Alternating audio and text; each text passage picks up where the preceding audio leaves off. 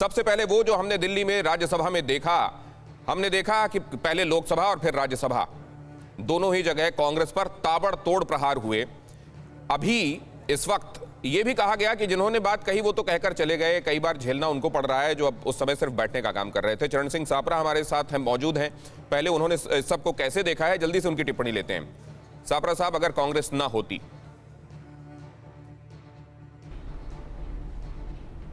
देखिए, ऐसा है कि भारतीय जनता पार्टी और देश के प्रधानमंत्री का जो आज भाषण हुआ है, मेरे ख्याल से वो एक नाटकीय स्वरूप का और निम्न स्तर का भाषण आज हुआ है।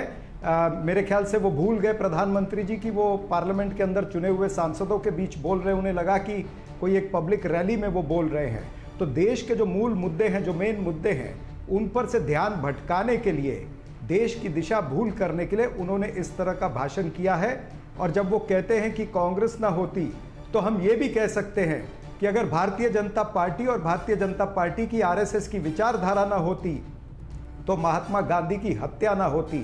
अगर हिंदू महासभा की विचारधारा ना होती तो महात्मा गांधी जी का अंग्रेजों भारत छोड़ो आंदोलन का विरोध नहीं होता।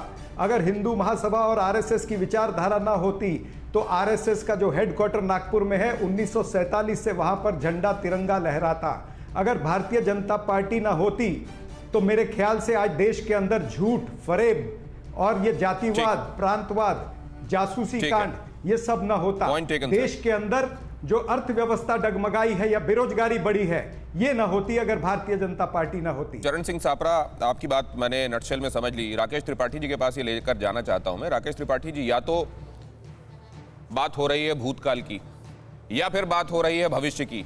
वर्तमान में लोगों की दुश्वारियों पर चर्चा कब होगी?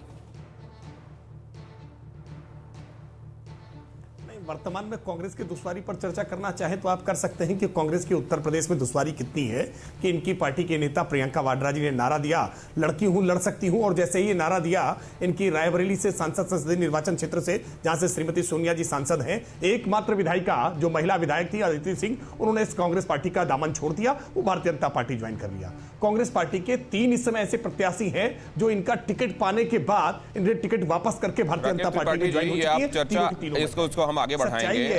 परवाह देश की, सोमवार से शुक्रवार रात 10 बजे TV9 भारतवर्ष पर।